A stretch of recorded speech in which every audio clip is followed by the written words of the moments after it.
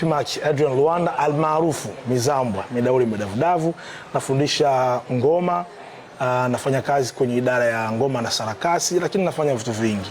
Ukiacha kufundisha hivyo bado naigiza kama hivyo, napiga ngoma, nacheza, ni mwandishi wa mashairi pia na nakiri sauti.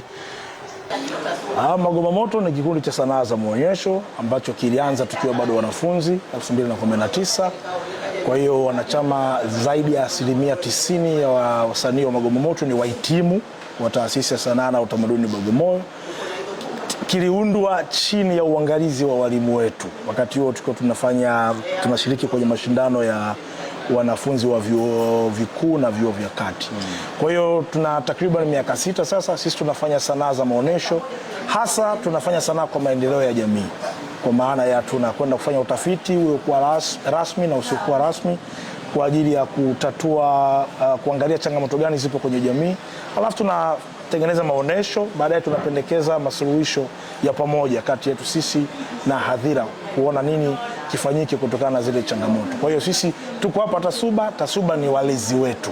Kwa hiyo wapo ambao bado wanasoma wanafunzi, wapo ambao tayari wamemaliza wanafanya kazi kwa maana wameajiriwa, lakini wapo wengine ambao wana volunteer tu hapa Tasuba. Kwa hiyo Tasuba ni nyumbani, Tasuba ni walezi wetu, na sisi tunajivunia, tunashukuru kwa kweli kuwa hapa. Lakini wanafunzi wa shule ya sekondari kidato cha 3 na cha 4 ambao wamekuja kwa ajili ya kufanya ziara inayohusu sanaa na mazingira, kwa sababu wao wako katika hatua za mwishoni za masomo yao.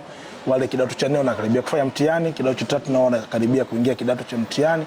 Kwa hiyo tunataka niwasiliana na walimu wao, walisema wanataka kufanya career development, kwa sababu watoto wengi wana vipaji lakini hawajui vipaji vyao wanaviendeleza vipi. Kwa hiyo tukakubaliana kwamba basi, kwa sababu hapa sisi tunafundisha, tunakuza na tunalea vipaji, waje hapa tuwaambie nini tunafanya na tuwape motisha, tuhamasishe wasome, wafaulu, ili waweze kujiunga na taasisi yetu kwa ajili ya kuendeleza vipaji walivyokuwa navyo. Kwa hasa ziara yao ni kwa ajili ya kujifunza sanaa na mazingira. Ngoma ya kwanza ni Alipango kutoka Mbeya ya Wanyakyusa. Ni ngoma ya mashujaa, kuonyesha ushujaa. Watu aidha wametoka kwenye mapambano, wametoka kwenye kuwinda, umetoka kulinda kitu fulani.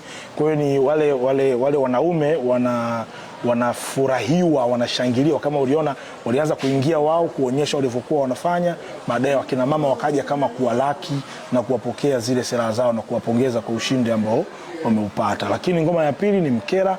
Mkera ni ngoma ya Makonde kutoka kusini.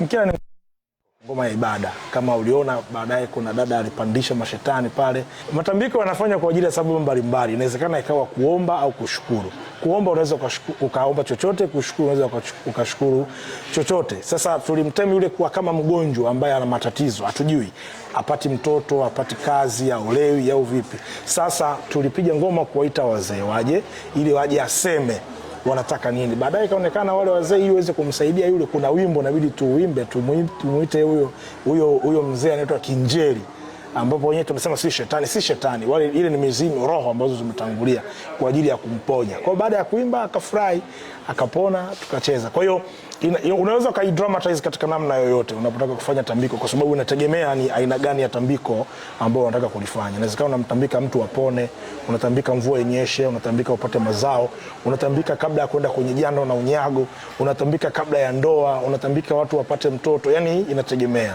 Na ngoma ya tatu ni Kasha. Kasha ni ngoma ina mchanganyiko, imefanyiwa choreography, imekorogonyolewa kutoka kwa Wasukuma na kwa Makonde. Hii Kasha ni kifupi, lakini kirefu chake ni Kazungu na Shabani. Kazungu aliwahi kufundisha hapa, marehemu amefariki, na Shabani ndio tunapiga naye ngoma, Shabani Mbata. Wao walikaa pamoja wakaitengeneza hii ngoma, ambapo baadaye ikawa wamekubaliana kutumia zaidi maadhi ya Kisukuma na sehemu chache za miondoko ya Kimakonde. Kwa hiyo ile ilikuwa ni ngoma kama recreational tu, watu wanacheza kujisifu kama vile tulikuwa tunasifia mbuga zetu, utamaduni na vitu kama hivyo. Sanaa bila elimu kazi bure. Karibuni Tasuba, mje kusoma. Hapa mtajifunza aina zote za sanaa, mtajifunza uongozi wa sanaa, masoko ya sanaa, ujasiriamali wa sanaa, lakini maadili ya sanaa.